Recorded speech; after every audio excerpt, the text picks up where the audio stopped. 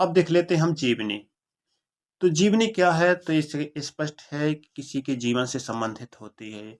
तो किसी महापुरुष प्रसिद्ध व्यक्ति के जीवन की जो प्रमुख घटनाएँ होती हैं, उसके क्रियाकलाप होते हैं और उनकी विशेषताएँ गंभीरता से एक क्रमबद्ध रूप में वर्णन किया जाता है, जिसे हम जीवनी कहते हैं। तो जीवन अपने जीवन के बारे में या किसी महापुरुष के जीवन के बारे में जो-जो घटनाएँ हुई हैं, जो-जो क्रियाकलाप उन्होंने किए हैं, जो-जो विशेषताएँ रही हैं, उनकी एक क्रमबद्ध तरीके से वर्णन किया जाता है जीवनी में। इसमें व्यक्ति विशेष के जीवन की छोटी-बड़ी बात काफ़ी वर्णन किया जाता है। इसमें पाठक केवल उसके आंतरिक जीवन से सुपरिचित ही नहीं होता, बल्कि उसके बाहरी जीवन से भी वो परिचित होता है और उसके बारे में वो लिखता है। तो जीवनी जीवन के उन निर्माण स्थानों को उच्च प्रकट करता है, जिनके माध्यम से पाठक प्रेरणा ग्रहण करता है, अपना जीवन के अतिरिक्त प्रगतिशील बनाने में सक्षम हो जाता है। जीवन की सत्ता पर आधारित होने के कारण उसका प्रामाणिक होना भी अनिवार्य है। जीवनी काल्पनिक नहीं होती है, जीवनी सत्य घटना होती है, जो किसी एक महापुरुष के जीवन पर आधारित होती है। अब आत्मकथा है। आत्मकथा जब कोई लेखक अपने बारे में लिखता है, आत्मकथा स्वयं के बारे में, वही आत्मकथा कहलाती है। जब कोई लेखक अपने ही जीवन की घटनाओं को, अपने ही गुण दोषों का विवेचन तटस्थ भाव से लिखता है, तो उसे आत्मकथा कहते हैं। इसका रचनाकार स्वयं अपने ही जीवन की विभिन्न घटनाओं, अपने ही स्थितियों को पाठकों के समक्ष मैत्री गुण के साथ रखता है तथा ये संस्मरणात्मक होती हैं, जिसमें लेखक अपने जीवन की महत्वपूर्ण ऐतिहासिक सामाजिक घटनाओं पर स्वयं की प्रतिक्रिया प्रकट करता है। साहित्य आत्मकथाओं में जैसे हरिवंश राय बच्चन की आत्मकथा और पंडित बेचैन शर्मा उग्र की रचनाएं विशिष्ट मानी गई हैं। रेखा चित्र क्या है? अब रेखा चित्र को हम देख लेते हैं।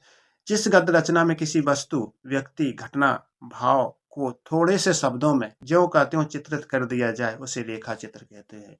तो रेखा चित्र क्या है? जब किसी व्यक्ति या घटना या किसी के भाव को कम से कम शब्दों में उसे वर्णन कर दिया जाए या आपके सामने रख दिया जाए।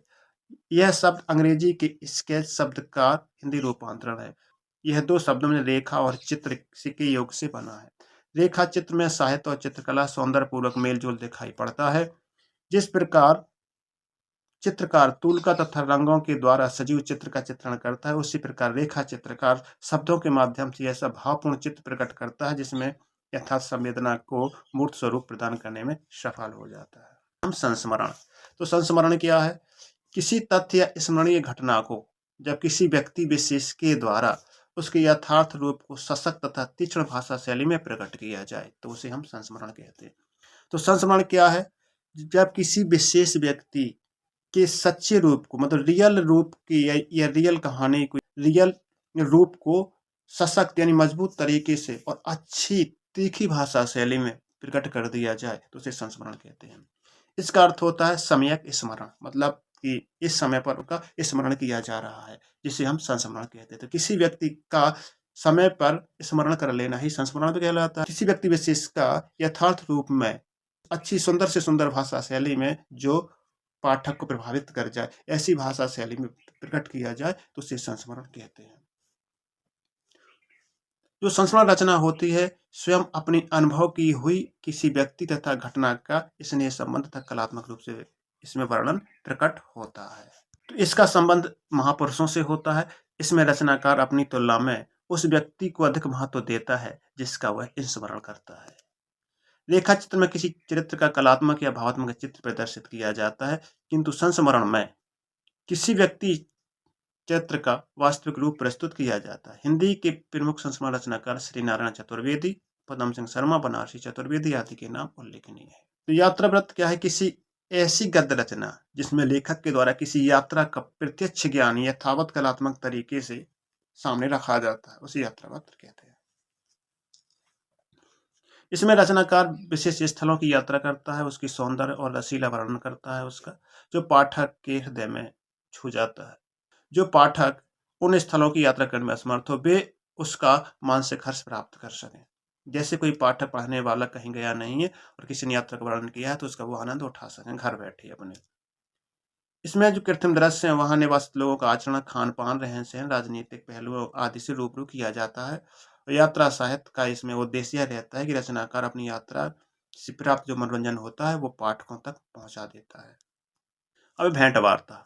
तो भेंट वार्ता क्या है? जब रचनाकार किसी व्यक्ति विशेष को भेंट करके उसके चरित्र, व्यवहार, भाषा आदि से संबंधित प्रश्नों को साहित्यिक रूप में रचकर पाठकों के समक्ष प्रकट करता है। तो भेंट वार्ता क्या है? जब रचनाकार किसी विशेष व्यक्ति से भेंट करता है और उसके चरित्र के, उसके व्यवहार को, उसकी भाषा आदि से संबंधित प्रश्नों को साहित्य रूप में लिखकर पाठकों तक यानी पढ़ने वालों तक पहुंचाता है या प्रकट करता है, उसे हम भेंट वार्ता कहते हैं। यह साक्षात्कार भी कहलाती है। हिंदी में भेंट, चर्चा, विशेष चर्चा, साक्षात्कार तथा आदि के नामों से इसे जाना जाता है। इस प्रकार भेंट वार्ता वह रचना है जिसके द्वारा भेंटकर्ता किसी महान व्यक्ति के चरित्र और जीवन की प्रश्न के झरोखों से झांक कर उसकी भीतरी पक्षों को पाठक के समक्ष प्रकट करता है। भेंट वार्ता वास्तविक भी होती है और काल्पनिक भी हो सकती है। भेंट वार्ता लिखने वाले पदम सिंह शर्मा, कमलेश और रणवीर रांगा के नाम विशिष्ट है।